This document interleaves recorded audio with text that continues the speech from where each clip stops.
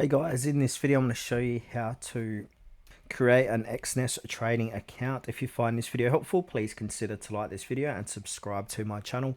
In saying that, let's just jump straight into the video. Okay, first step is head on over to exness.com, and then from here we can go ahead and click on the register button. Now from here it's going to do a captcha, so just give that a few moments. Now from here, we want to go ahead and fill this out. So put in your country of residence, your email, and choose a strong password between 8 to 15 characters with special characters and numbers. And then from here, go ahead and click on continue. Okay, so once you've done that, you're going to be taken into the web trading charts here.